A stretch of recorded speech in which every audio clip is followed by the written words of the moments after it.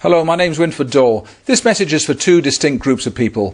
For those that have just come across the research I'm doing into skill development and want to know why is it there's been some critics of you hanging around for a while. And the second group is those who've known me from several years ago when I was doing all the work with thousands of children and adults with various types of learning difficulty. And in 2008, as far as they were concerned, I disappeared off the scene, and they want to know what have I been doing ever since. So there's two groups, and I'll tell you. Well, what happened in 2008 was that we'd got amazing research, amazing ways of transforming people without drugs, using exercise-based therapies that were taking away the symptoms. But something I'd not considered in my strategic thoughts, it became a huge threat to various organizations, various people's reputations, researchers and so on. And so they attacked. On any scientific basis? Absolutely not. Were they prepared to lie? Yes, several of them were, because they were threatened by the fact that we were getting great success in transforming lives. So what's happened since? Well, in 2008, the attacks were so great that new people who had not tried it became very wary about trying it. All those that had tried it, thrilled, excited, and many of them keep in touch to this day, and thank you for that. But for those that hadn't tried it, they became wary. It became impossible to keep all those clinics open. I was subsidizing all of them going around the world. I'd put many, many millions of pounds into this. Why? Why did I do it? Because I had a daughter that attempted suicide. She'd suffered very, very badly with learning difficulties. Amazing girl, wonderful teachers, but could not learn basic skills at that time. So I talked to researchers about what was going on in the brain, and they gave me all sorts of clues and insights and possibilities, and we applied it, and you know what? We found it worked beautifully and brilliantly, gave her hope, gave her skills, basic fundamental skills that changed her life. So we made that available through clinics around the world, and we changed many thousands of lives in that process. But when the critics came along, I could no longer subsidize those courses to the extent they needed. I couldn't keep the clinics opened. And so it broke my heart, but many of them had to close. Then some guys came along from London, and they said, we'll take over the clinics that you've got because we want to keep it going. And that was great gesture of them. I was so ill, I was so exhausted from having pursued my life purpose, because my pursuit of helping my daughter had become so important to me. I'd been a businessman for many years, I'd been very successful, so I'd got assets that I could put into this project to put something back, help Susie, help thousands of others, but it drained me. So I was so ill, I was so mentally and physically drained, I took 18 months off.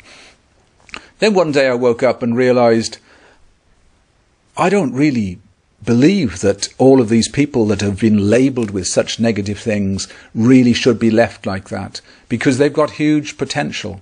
And we started working on an app. I didn't want clinics anymore. I wanted an app that was all about skill development, bringing out the potential of children with autism, or children that couldn't read or write or concentrate. They'd got skills hidden there. In fact, many of them were brighter than the average. So I realized that it was my job to come up with something that was all about skill development, that was very accessible, very affordable to all. So guess what? I put a few more million into that project this last few years, and enjoying it so much. We had our first world champion last year, and we've had countless stories of children along the way and adults whose lives have been transformed. So that's what I'm up to now. And we've got products now for the corporate world to help people perform far better in their work, be more confident, less stressed, and so on. We've got products, of course, for children, and we've got products for the elderly, and we've got products for athletes, all of them drug-free, things you can do at home, all online. And so that's an exciting phase. But something else has happened in my personal life, and that is at the end of last year I met my soulmate. Ninko Moditsen is her name, and when I met her, she's from Denmark, when I met her, I realized that her life story was so parallel to mine. She'd had a child with serious autism, And when he's a young boy, the authorities wanted to lock him up and said, look, just lock him up, put him away. And she said, I can't do that. And she toured the world looking for nutritionalists, looking for doctors who understood how to detox. And she came up with some programs. And guess what? She transformed her son's life. And since then, every year, she transforms the lives of thousands of women, not in a temporary way, but in a lasting way, creating enormous differences in their life. So I'd gone down the neurological route, touring the world looking for neuroscientists to help my daughter. She'd gone around the world looking for doctors, nutritionalists, and other detox experts.